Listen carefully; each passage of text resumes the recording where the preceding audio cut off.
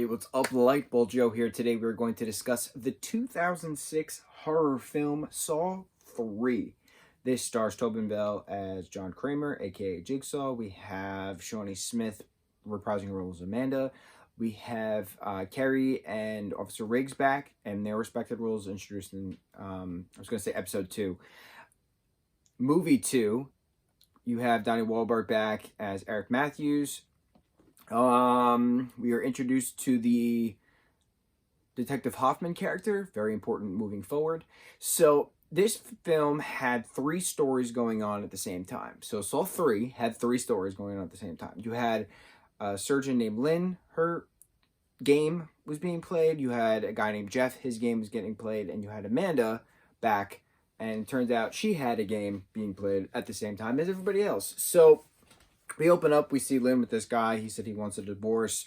She is a trauma surgeon or something like that. She works in the trauma department at a hospital, the same hospital that Dr. Lawrence Gordon, who we know of from the first movie, the same hospital that they both work together. So Lynn's test is to make sure that John stays alive, because John has some bleeding on the brain, so she needs to perform a backdoor brain surgery, basically, with the tools that Amanda is being provided. Now Amanda is Amanda has these flashbacks of her being trained by Jigsaw. She's the one who brought Adam to the bathroom under the house that the second movie took place in.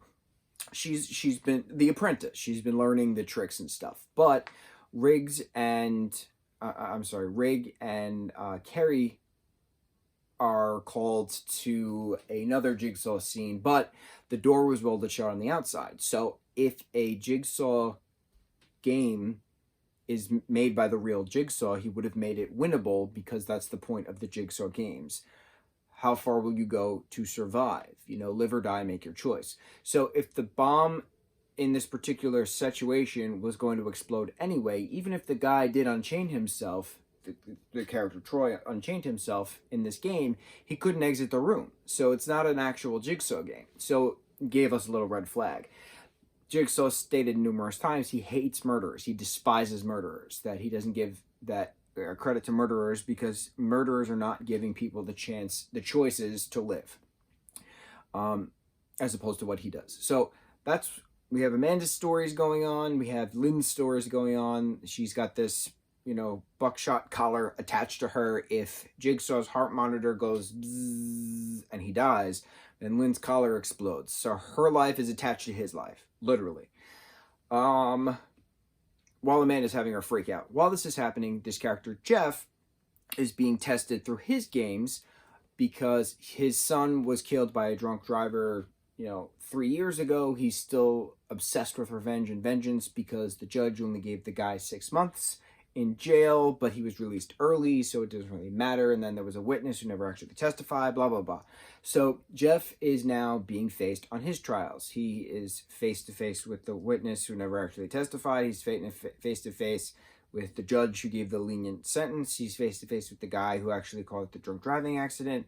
But it's, what do you do to move on? Will you stay on to this grudge, this vengeance, this revenge, or will you move forward for the benefit of your daughter, who is suffering from your mental instability because you can't move on? Things of that nature, you can't grieve together, you're grieving apart, but also what's up with your wife. So as the story progresses, all 3 stories intertwine, and it turns out Lynn is actually Jeff's wife, and the whole thing was actually Amanda's game the entire time. That Lynn's life was literally tied to Amanda. That Amanda had to make the choice to make sure that she followed the rules, because she could not follow the rules with Troy's test, and that he figured he'd give her one last chance, and if she couldn't do it, then obviously there would be some vengeance on Jeff's part. So Jeff winds up shooting Amanda, Amanda winds up shooting Lynn. Jeff then vengefully takes a Sawzall sword and goes right across Jigsaw's throat.